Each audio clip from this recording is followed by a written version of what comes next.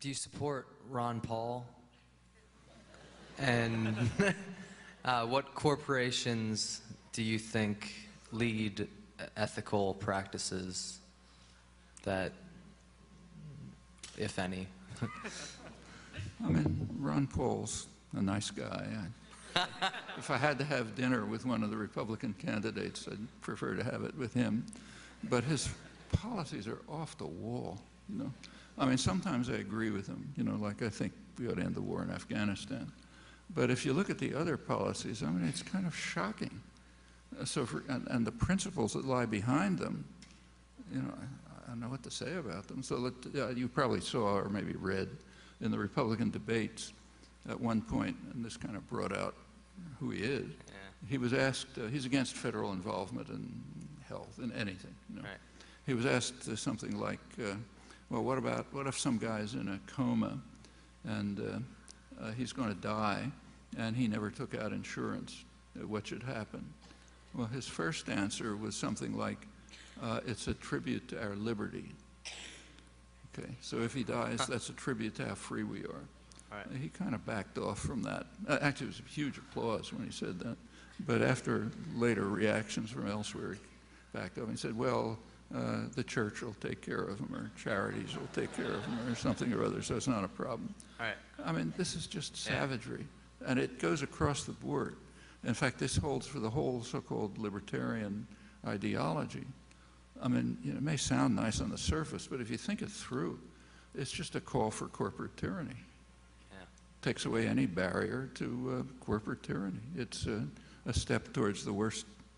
But it's all academic, because the business world would never permit it to happen, since it would destroy the economy.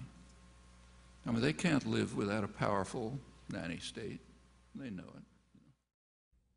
The question, two questions. One, how could I call myself a libertarian socialist? Was it a contradiction in terms, given the meaning of the term libertarian in the United States?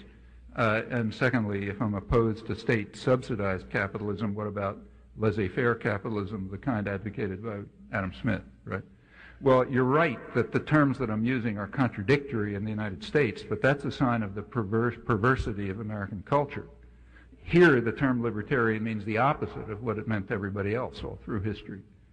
So what I was describing was the real Adam Smith and the real Thomas Jefferson and so on, who were anti-capitalist and called for equality and thought that people shouldn't be subjected to wage labor because that's destructive of their humanity, and the real Adam Smith, who said that a government in any civilized society, something has to be done to prevent division of labor, because it will turn people into creatures as stupid and as ignorant as possible for a human to be, and who advocated markets only on the grounds that under perfect liberty it would lead to perfect equality.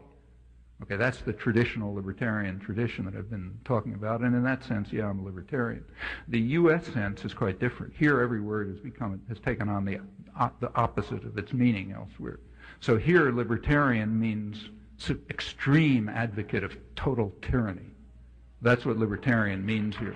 It means power ought to be given into the hands of private, unaccountable tyrannies, even worse than state tyrannies, because there the public has some kind of role.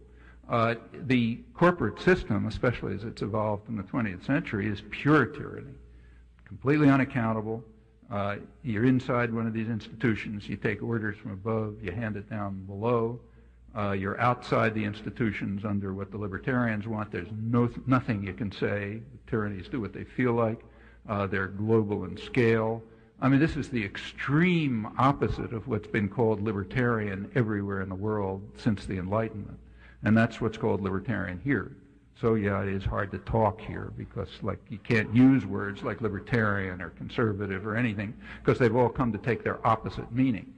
As for Adam Smith and Wealth of Nations, well, you know, first of all, the idea of a unsubsidized, not state-subsidized capitalism, we don't even have to bother talking about that.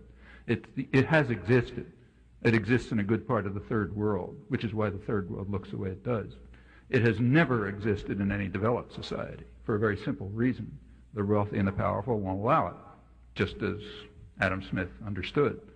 They will use the levers of power to make sure that state power subsidizes them. That's why England developed, that's why the United States developed, that's why France developed, that's why Germany developed, that's why Japan developed, and in fact every developed society has developed just that way. That's one of the cliches of economic history. So we don't have to talk about that because it's non-existent. It never will exist except for people who have it rammed down their throats. Now, am I in favor of it? That's another question. Like in some mythical world, would I like to see laissez-faire capitalism? Well, only under the conditions described by Adam Smith, the real Adam Smith, you know, the one who wrote Wealth of Nations, not the one you worshiped before, but the one who wrote it. And if you look at his argument for markets, it's pretty clear. I mean, maybe the argument's right, maybe it's wrong, but it's clear what it was. The argument was, I repeat, that under conditions of perfect liberty, markets will lead to perfect equality. That's why markets are good, he said.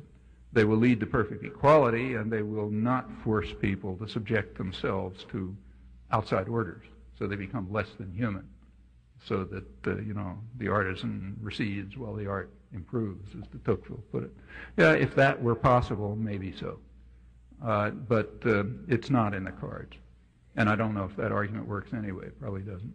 You know, the argument was fallacious. But the goal was clear. The goal was a society based on Enlightenment values, which is just radically opposed to what today are called libertarian values here in the United States.